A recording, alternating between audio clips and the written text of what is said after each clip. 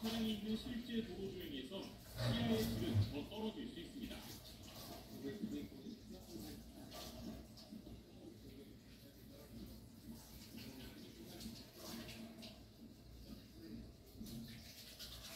이탈 방법도 있어도 이런 경우엔 무용지물일 수 있습니다. 물에 젖은 차선은 상대적으로 잘 인식하지 못하기 때문입니다.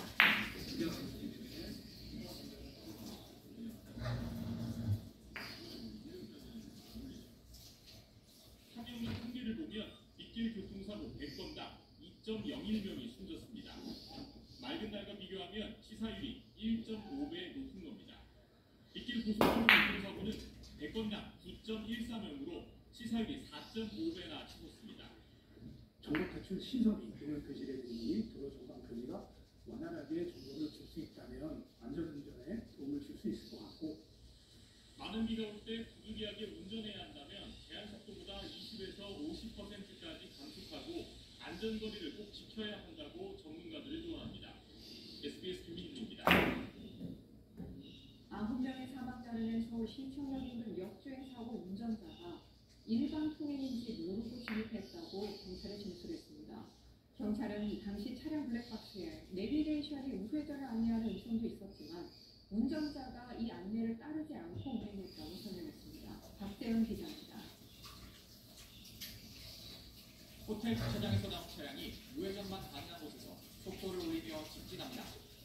일반 통행로를 거꾸로 진입한 차량은 1차로로 역주행하다 왼쪽인 도로 돌진하면서 9명이 숨지는 사고를 냈습니다. 이 차의 운전자 68살 차모 씨는 해당 도로가 통행길이었으며 일반 통행인 줄 몰랐다고 진술했다고 경찰은 밝혔습니다. 근처 지역을 종종 다녀 지리에 대한 감은 있지만 직진과 과회전이 금지된 사실을 몰랐다는 취지로 말했다는 겁니다. 경찰은 차 씨가 역주행로에 진입한 사실을 뒤늦게 안 뒤 빠르게 도로를 빠져나가려다 사고가 났을 가능성 배제하지 않고 있습니다. 블랙박스에서 차 씨가 호텔에서 나왔을 때 내비게이션이 우회전하라고 안내하는 것이 녹음된 것도 확인됐습니다. 하지만 사고가 날 때까지 경적 소리는 녹음되지 않았고 사고를 유추할 만한 대화도 없었습니다. 경찰은 버스 운전기사인 차 씨가 버스 브레이크와 비슷한 모양의 사고 차량의 가속 페달을 브레이크로 착각했을 가능성에 대해서 조사하고 있습니다. 필요할 경우 차 씨에 대해 거짓말 탐지기 조사도 실시할 계획입니다. 주변 12개소의 CCTV 영상, 차량 4대의 블랙박스 영상을 확보하였고 합동 현장 조사 등을 통해 사고 당시 상황을 지원하고 있습니다. 경찰은 오늘 차 씨가 입원 중인 서울대병원을 찾아가 두 번째 조사를 진행할 예정입니다.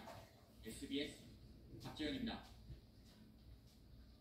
서울 강남에서 음주운전을 하다 50대 배달기사를 치어 숨지게 한 20대 유명 DJ가 1심에서 징역 10년을 선고받았습니다.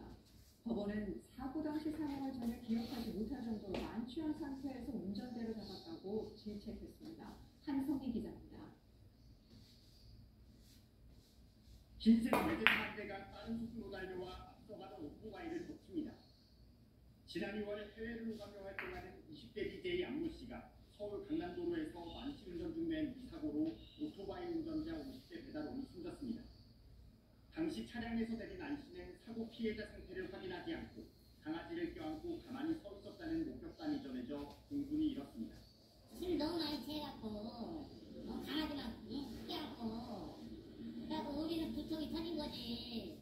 안 씨는 이 사고 직전 강아지를 들이받고 수습 조치 없이 달아나던 중이었습니다. 혈중 알코올 농도 0.21% 상태로 제한속도 50km 도로에서 시속 100km 넘게 가속하다 사망사고까지 낸 겁니다. 돌아가신 피해자분께 하실 말씀 없으세요? 1심 법원은 안 씨에게 징역 10년을 선고하고 차량을 몰수했습니다. 재판부는 안 씨가 어떻게 운전해서 두 차례 사고를 냈는지조차 기억하지 못할 만큼 만취한 상태로 운전했다고 질책했습니다.